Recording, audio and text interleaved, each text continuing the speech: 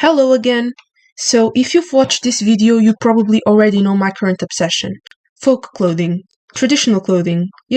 Those colorful and also not so colorful dresses people from all over the world wear to celebrate their culture. I just find them really neat. And I'm drawing them too because I love to draw. That's it. That's the video.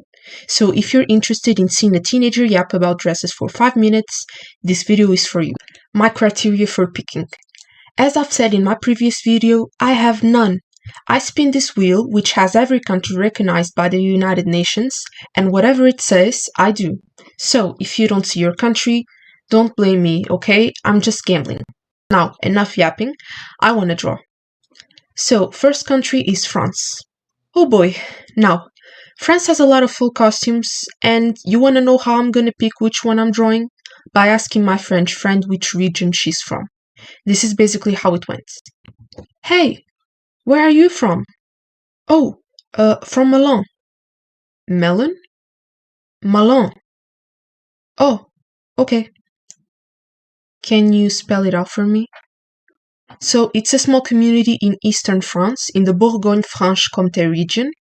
I decided to draw the costume from Brest in the southeast of the region because I couldn't find nothing from Milan. Close enough. What caught my eye was definitely the headdress. It's called a brelot. It's worn over the coiffe, something that I noticed almost all French costumes have, no matter the region. But the headdress was really neat. It's what made me pick this one. Historically, these costumes were worn for special occasions, with the brelot acting as a headpiece for married women. I based my drawing off this illustration by Gratien de Gardillan and Elizabeth Whitney Moffat. Well, even if the history of Brest goes all the way back and before the Middle Ages, the traditional costume itself developed before and throughout the 18th century. So, here is the traditional costume of Brest, drawn by yours truly, and to my French friend, je t'aime bien. The next country is Armenia. Now, Armenia has something called the taras, which is basically the traditional clothing worn across different regions of the country. Every region has its own variation, its own colors, embroidery, patterns. It's a lot, in the best way possible. So, how did I pick which one to draw? Well, since I don't have Armenian friends, I just picked the one that looked the most interesting to me.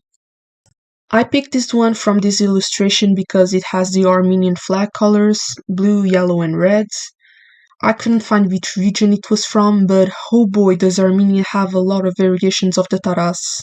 It sort of reminds me of Norway with the bunad. Each region has its own version, but they're all still clearly part of the same tradition. And considering how old Armenian culture is, Armenia was actually the first country to adopt Christianity as a state religion, which means a lot of their cultural elements, including clothing, have been influenced by centuries and centuries of history. So it makes sense that there's so much depth to it. This is a country with thousands of years of history, and you can feel that in the clothing. It feels so preserved, like something ancient that I shouldn't be seeing. Here's the drawing.